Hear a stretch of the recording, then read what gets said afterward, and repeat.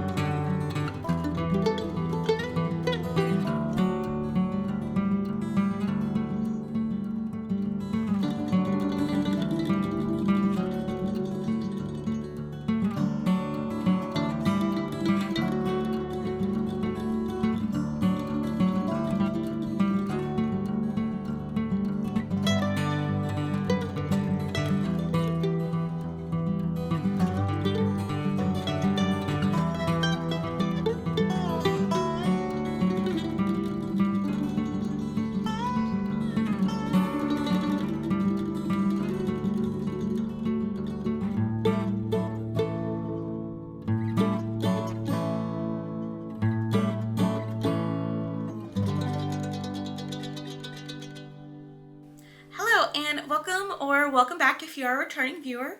If you are new here, my name is Mia and I am the maker behind Knit and Grace.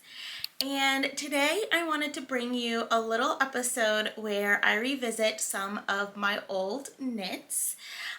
If you have been here for a while, you know that I have been a knitter for quite some time. And if you are new here, you're learning that now. But I have been knitting since, I want to say either 2007, 2008.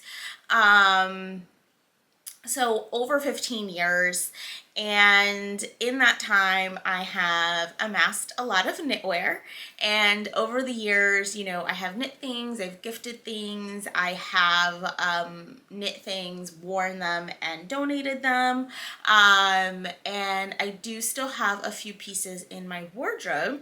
And I guess the reason this video popped up, or the idea for this video came about, is that my husband and I will be moving in the very near future, in about a month or so. And so I had this big Rubbermaid tub worth, like, full of old knitwear that I knew that I needed to go through and figure out what I wanted to do with. These were knits that had been in that tub since we moved in to our first apartment together, or technically our second apartment together, but our first kind of official apartment together. And that was almost 5 years ago now, or no, actually over 5 years ago, because we were just married 5 years. So these are knits that I haven't touched, some of them, in over 5 years. And so at this point, it's just a matter of, I needed to go through it. I needed to decide what I was going to do with all of this. And I thought that I would share some of them with you all. I will share that I am definitely not going through everything, because, you know, 2007 to present is a lot. I chose 10 pieces that I'm going to share with you all. And then ultimately, the majority of these things are going to be donated. So all of the accessories, actually, I will be donating. Felicia of, oh my gosh, I completely forgot her Instagram handle. But I'll put it down here. She's hosting a drive in Chicago for winter accessories for refugees to the city of Chicago. So anything that's accessories, and I'm actually not showing you too much other than the pair of socks I'm going to show you, will be donated. And then everything else that is clothing that you see here, as well as some other things, will either be donated to a local charity, or I will be posting these stash on my D-stash account, which I will link below. I'll arrange all of the D-stash stuff and all of that and have like a proper date and announcement and all of that over on my Instagram. So if you follow me on Instagram, if you don't follow me on Instagram, please be sure to do so. And I'm going to do that after the holidays because I want time to, you know, wash everything. It was all washed before it went into storage, but, you know, it's been in storage for 5 years.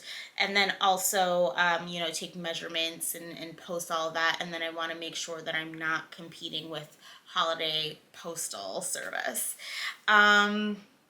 But I feel like that's a really long introduction to what is essentially a pretty simple video. I'm going to walk you through 10 items that I have knit through my knitting career, and I think most of them are over 10 years old. So this is like way back when we were talking about baby Via in my 20s. So you're going to see a lot of color and a lot of colors that you maybe don't see from me very often. Although I will say my palette has still stayed somewhat the same, so it's not crazy out of, you know, the norm, but definitely a lot more color than you see in my regular day-to-day wardrobe. So the first thing that I'm going to show you all, and these will not be gifted or, you know, these I actually wear quite often, but these are a pair of socks, and I think these are the second pair of socks that I ever knit. And these are the Monkey Socks by Cookie A, and I believe this is a free pattern. And so I knit these in Koigu Painter's Palette Premium Merino, which is a superwash sock yarn. And I mean, Koigu is still around today, but I remember when I first started knitting, like Koigu KPPPM was like all the rage. So I have quite a few socks in Koigu that I've knit throughout the years. I think I initially knit these for my sister, and then ultimately they ended up felting a bit, because you can actually see, let me show you. One of the socks is a bit smaller than the other. They ended up felting a little bit. My sister is a size like 8.5 shoe size, I think, US, and I'm a size 6.5, 7. And so these have been in my sock drawer. And these are actually even big for me to wear like in my shoes. I usually wear these as house socks, but these are, you know, 2008. So this is a very long time ago. You know, what is that, 15 years? And these socks have held up. They've never had any holes, and I do wear them regularly. I mean, they're pretty fuzzy. I'm not sure if you're going to be able to see that, but yeah, super fun pattern, and I'm pretty sure it's a free pattern. But all the patterns that I mentioned today I'll link below as always, and you can check them out in terms of my project pages. And then also, if I have any worn pictures of any of these patterns, I'll go ahead and insert them as well, although not too many do, just because, you know, this is like the pre Mia having social media days where I posted pretty pictures online. So the next pattern that I want to share with you all is a hat pattern, and this is called the Kul Love Hat by Kate Gagnon Osborne. And so you may know her as one half of Kelborn Woolens. And so this is, I knit this hat up in March 2011, and this is when Kelborn Woolens was distributing the Fiber Company yarns in the US. Here, let me hold it up flat like this so you can see the color work more in detail. And so this is knit up in what is now discontinued Fiber Company Can It Be Fingering in the color Orchard, Kaffir, Plum, and Kedestal. Yes. I think those are the 3 colors. Yep. And if you see me looking down, I'm just looking at my notes. And yeah, I think this is maybe like my second or third color work, like stranded color work pattern. My first color work pattern was actually another design it was either by Kate or Courtney, and it was in Canopy the regular, which was a worsted weight. And what is the name of the pattern? I forget. But I actually found that one, which was my first ever colorwork pattern, and I took a class taught by Courtney and Kate at my local yarn shop, and we've been friends ever since. If I have a picture, if I can find it, I'll put it in here, of the three of us after that class. And I found those. I found my first ever project, which were a pair of mittens. My first ever sweater was actually a sweater for my mom. I will show you my first ever sweater for myself here today. When I was repacking everything, like those are things that no matter, even if I'm not wearing them anymore and they're not my color palette anymore, I'm never gonna get rid of. So I accidentally repacked them because, you know, we're currently packing up house. So unfortunately I don't have those to share with you today, but I did have this hat, which I will ultimately be donating. And so the next pattern that I have is called the Houndstooth Bandana by Jocelyn Tooney. And this is what that looks like. And I don't know if I have a picture of it on, but as you can see, this is like really bright colors. Although the houndstooth itself is very Mia color. It's like a plummy purple and a white. Let's see if I put this on. This is like when bandana cowls were all the rage, which they are kind of making a comeback now again, which I'm really excited about. So I was like, maybe if it weren't for the fact that this was like bright pink, I would probably keep this. But now that bandana cowls are making another comeback, but this was like, you know, when bandana cowls were all the rage, I had quite a few of them. And so yeah, so I knit this in June 2011. And this is knit in a now discontinued Rowan line, which they collaborated with Amy Butler, the fabric designer, and they had a line of yarn. And so the colors that I used in this are slate, which is the purpley gray, garnet, which is the pink, and moonflower, which is the white. And yeah, I mean, this is colorwork flat, which I don't know, like, what in the world. And then it's an applied double knit band all the way around, or the top is a double knit band, the bottom is just a regular ribbing band that you pick up. This was a really fun pattern to knit, and I might maybe knit it again in, you know, more my colors. But yeah, this is obviously a very old pattern, and I do recall that I had a lot of fun knitting this up. Okay, the fourth pattern and the last accessory that I have to show you today is called Juncos by Brianne Elise Miller. And I finished this in November of 2014. And this is a twisted cowl that has all of these various sort of color work details. So you have some striping, some fleas, some, you know, vertical stripes, horizontal stripes, all of that. And this was knit in Malabrigo Rios. The beige color is just called Natural. The green is called Lettuce. The blue is called Teal Feather. And then we have Glazed Carrot, which is this orange. Sunset, which is this yellow. And then Plomo, which is this gray. And yeah, this is essentially kind of like a sampler cowl. You knit it in a tube, so it's knit in the round in a tube, and then you start with a provisional cast on, which I wonder if I can find my cast on. Oh yeah, I can feel it right here.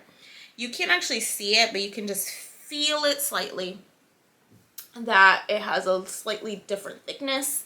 So you start with a provisional cast on, you knit in a tube, so it's all color work in the round, so it's very easy, and then you Kitchener stitch it closed. So this was a really fun knit, and this will be another one that goes into the donation bin and someone can enjoy it. I did enjoy this one quite a bit, and I'll have to like depill it and everything before I wash it.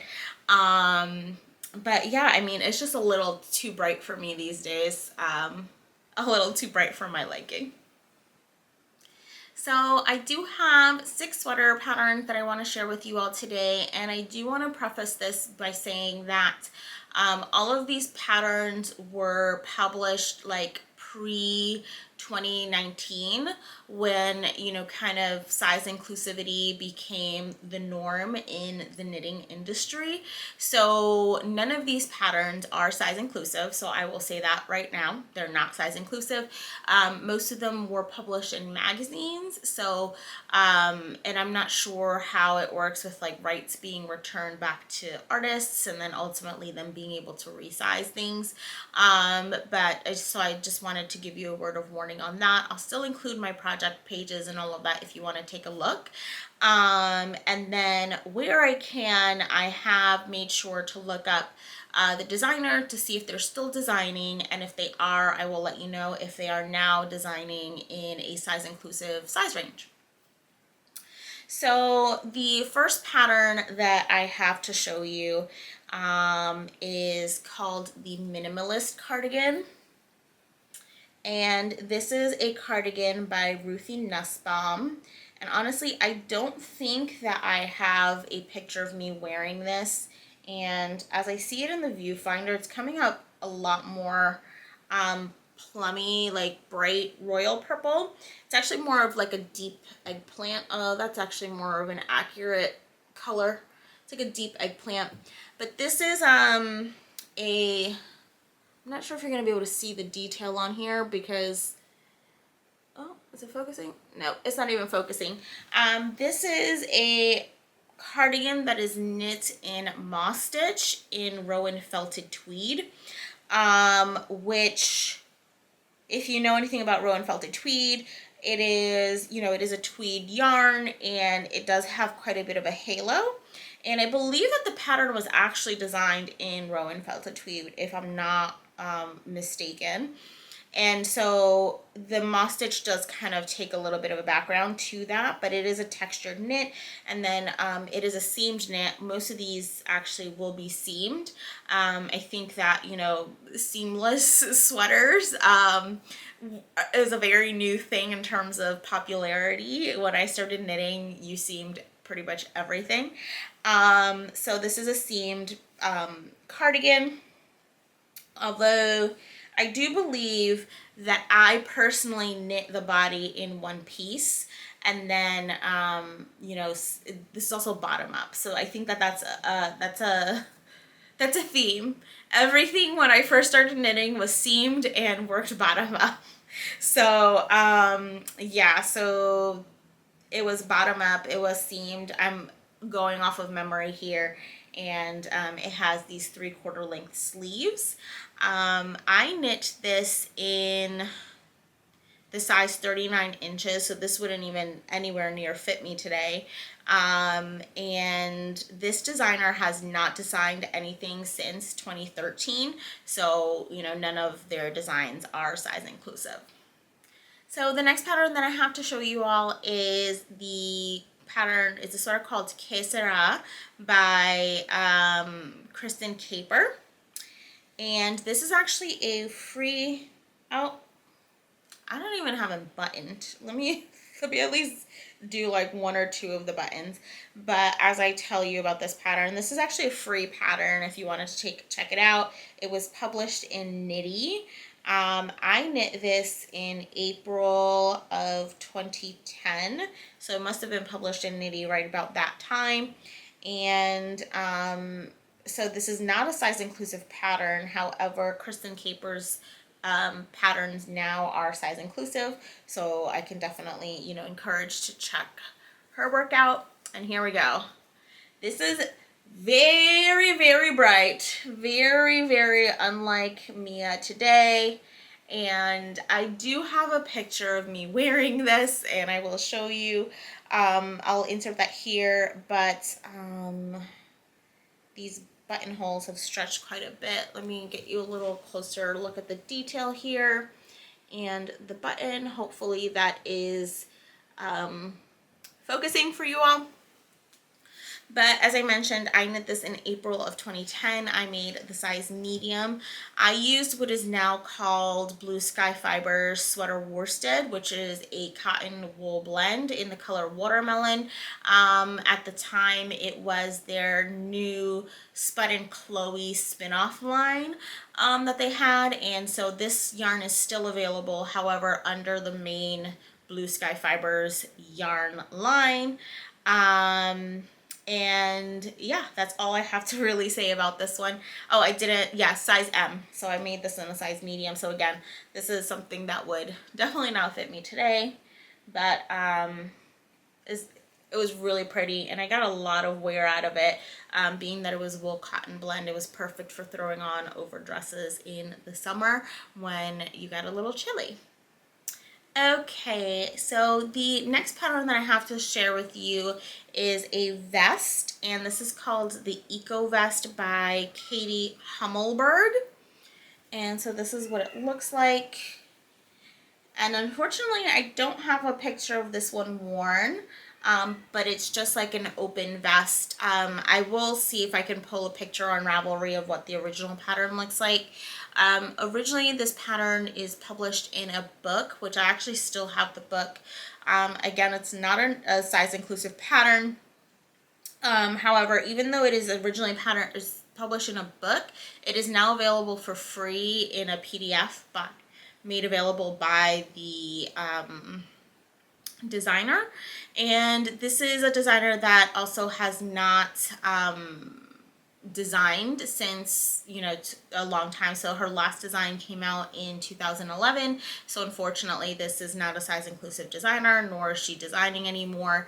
But I finished this in May of 2010, and I made a 42-inch non-circumference, and I used Cascade Eco Wool in the color Tarnish. So it is a 100% non-superwash undyed wool, which I'm pretty sure from what I saw Cascade is still putting out Eco Wool. It's a bulky weight yarn, and I believe the pattern was actually published in or designed in Eco Wool. So a really lovely vest. I wore this quite a bit. I think that you all see that I love my slipovers nowadays. Back in the day, I loved my vests. So that at least has not changed in terms of my need to always layer up. So the next sweater that I have to share with you all, and luckily I do have a picture of me wearing this one. This is probably one of my favorite makes that I've ever made. And look at that. I've worn this so much, and I've never worn it woven in that last end. So not much has changed. But this is called the Hray cardigan by Vera Valimiki, and I will of course insert a picture of myself wearing it. But here is a look at the buttons. And so this was kind of like a funnel neck sweater design. It is actually designed in reverse stockinette. So the pearls are the right side, and then it has these two cables down the front with this kind of like curved bottom edge at the bottom, and then it has just one big chunky cable down the back. And boy, did I love this sweater. I wore this sweater so much. Oh, I completely forgot. It's actually a double folded collar too. It's double folded. And yeah, this sweater I loved so much. I wore it so much. It's definitely one of my favorite things that I've ever made. So again, it's the Hray by Vera Valimiki. It is not a size inclusive pattern. However, Vera's recent patterns, as you may know, she does a lot of collaborations with Joji Locatelli as well. But all of her recent designs are all size inclusive. This sweater I finished in January of 2011. I made the size 38. And for reference, I don't think I've mentioned this before, I now have about a 46-inch bust. So I made the size 38, and this is in a discontinued yarn, which is Classic Elite Yarns Kumara in the color Thai Purple. And this yarn was so luscious, and I made a few things in this yarn, and as you can see, even though I like wore it a lot, there's very little pilling, considering this is was an 85% wool, 15% camel, and it is so soft, and I love it so much that I'm kind of like, I was on the fence as to whether or not I was gonna destash this one, or if I was actually gonna pull it apart and try to use the yarn for something else. But I mean, in reality, like, this is a 38, and I'm a 46-inch bust right now, so even if I were to rip this out, I would not have enough yarn to make myself a sweater now. So unfortunately for me, and fortunately for one of you, if you are interested in this, I will be destashing this one. And yeah, it's a super, super fun, lovely sweater, and I am sad to see it go. So we are nearing the end now. This is number 9, and this is called the Paperboy Cardigan, and this is one that I don't have any pictures of worn, so I'll have to insert pictures of what the original pattern looks like. And unfortunately, this is going to be a really hard one to show because, as you can see, it is very dark color. Let's see. The cardigan is designed by Debbie O'Neill. It is non-size inclusive, as I mentioned, as all these patterns are. However, Debbie still designs, but only designs accessories, so I can't say that they are a size inclusive designer. But yeah, so this is in complete seed stitch. This cardigan was a labor of love, and it was like my librarian academic vibe cardigan. And now that I look at it, I'm like, I wonder if this would fit Cece. I'm gonna have to like chat her and be like, hey, does this fit you? Do you want it? But it's full on cable, full on seed stitch. It is knit in panels, completely seamed, and these are the buttons. There. And the only reason I would say like this might fit Cece is because I do remember that the arms, like the sleeves, were very long on me because I forgot to measure before making the sleeves. And again, this is the days of seamed bottom up garments. So if you didn't take your time to measure beforehand, then you were SOL. But I knit this in April of 2011. I made the size 37.5. This is in Stonehenge Fiber Mill Shepherd's Wool worsted in the color Midnight Lake. I'm not sure if they still have that color, but this was like when Shepherd's Wool like first came out, or at least first came to the yarn shop that I was, you know, sort of frequenting, and it was my first time ever using shepherd's wool, and it's the first time I like fell in love with it. And I have worn this quite a bit, and like I mentioned, like, you know, this is held up so well. And I think I've shown shepherd's wool here on the podcast before, and I love this yarn for cables. It is so inexpensive. You get so much yardage for, you know, the amount of money, and it is just absolutely perfect for cables. And it is really, really soft. So yeah, so this is the Paperboy Cardigan by Debbie O'Neill. Okay, and now we are to the final project, which was another cardigan. So it's funny because I've always made a lot of cardigans, and then in recent years I haven't made any cardigans, and then I feel like I need cardigans in my wardrobe. I say this all the time on the podcast. So obviously baby Mia knew what I needed. Adult Mia, not so much, but maybe we'll rectify that in 2024, maybe. I had to think about what year we're going into for a second. But this is called the Love Braid Cardigan by Melissa Whirl. And so this is another open cardigan, and so it kind of looks funny from this way, and I do have pictures of me wearing this, It is a short sleeve cardigan, but this is the fun detail. It has this braid up the back. And if I remember correctly, so again, this is a bottom up seamed cardigan, you know, the days. And if I remember correctly, what you would do is you would sort of like bind off and cast on stitches to make these like little strips that then you, once you were done with the cardigan, you actually braided them up and then ultimately tacked down at the top. So I thought it was a really fun design, and I wore this one quite a bit. And this is a designer that has not designed since 2018, so none of their designs are size inclusive. But I finished this in July of 2014, so the most contemporary pattern of all of these that I'm showing you all today. I made the size large. And I knit this in the Fiber Company Acadia in the color Strawberry.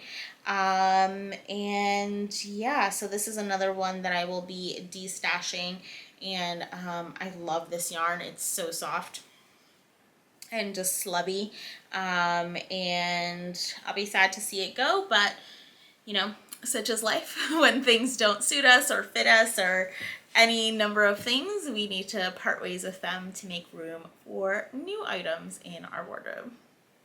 So that is all that I have for you all today. I hope that you enjoyed taking this trip down memory lane with me.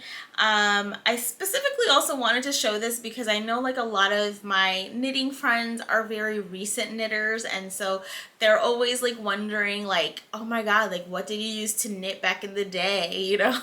Back in the dark ages when we didn't have top-down seamless sweaters.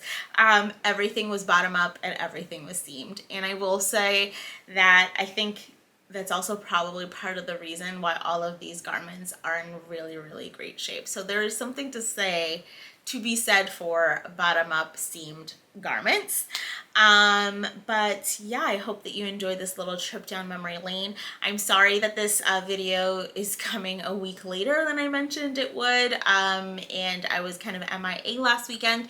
I think packing got the best of me, but at this point we've completely purged and sort of packed up the bedroom, so I'm really excited about that, and we're slowly like sort of working our way through the house. We actually have off the week between Christmas and New Year, so we're going to be doing a major pack up of our basement that week, because then we move into our storage unit on January 1st.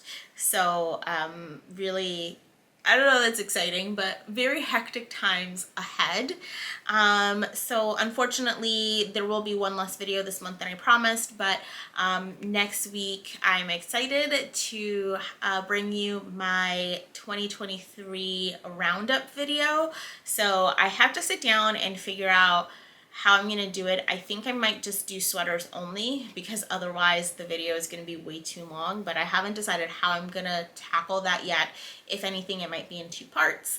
And then my last video for the month will be all of my festive acquisitions, so that is what you can expect for the rest of the month from me. And yeah, I guess I will leave you here and stop rambling. I hope that you are enjoying this festive season, whatever holidays you may celebrate. You are keeping warm if you're in the northern hemisphere, and cool if you're in the southern hemisphere. And as always, please be sure to like, subscribe, leave a comment if you resonate with any of this content, and also check out the links in my description on various ways that you can support the channel. Until next time, continue to take care of yourselves, your loved ones, and each other. I'll see you later. Bye.